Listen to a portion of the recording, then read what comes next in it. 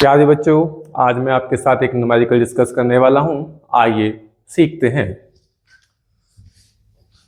Two identical charged conducting sphere A and B have their centers separated by a certain distance.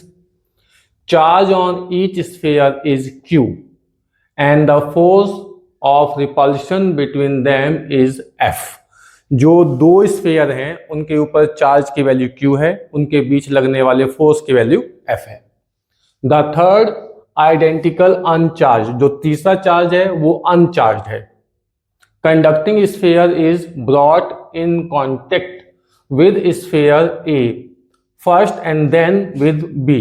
जो third sphere है उसको पहले ए के साथ कांटेक्ट में रखा जाएगा, फिर बी के साथ कांटेक्ट में रखा जाएगा and finally remove from both, और उसके बाद दोनों से हटा देंगे। New force of repulsion between sphere A and B. अब ए और बी स्फीयर के बीच में नया फोर्स कितना काम करेगा वो हमें कैलकुलेट करना है।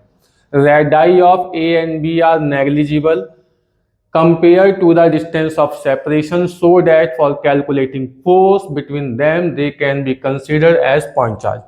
Means हम A और B को point charge consider कर सकते हैं। ये हमें यहाँ पे फैसिलिटी मिल गई। ये इसके चार ऑप्शंस हैं। अब हम चेक करेंगे कौन सा ऑप्शन सही होगा। सबसे पहले इनके बीच का सेपरेशन मान रहे हैं। Suppose separation between A and B is R.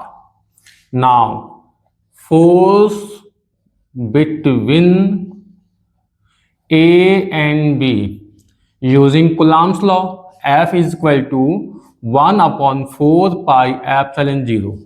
अब दोनों स्फीयर पे चार्ज की वैल्यू Q है, तो Q into Q by are square, और F is equal to 1/4 pi epsilon 0 Q square by are square हो जाएगा।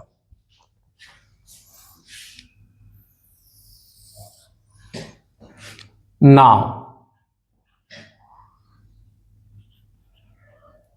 Third sphere is kept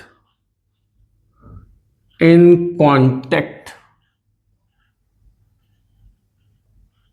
with A first. New charge on both of them.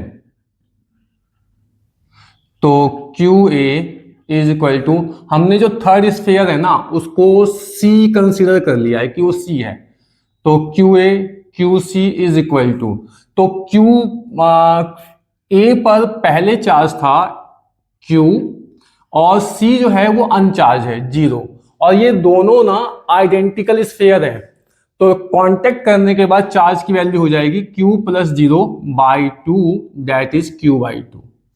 अब हमें क्या करना है, अब हमें C को B से टच कराना है। अब ये याद रखना है कि C पर चार्ज आ चुका है Q/2।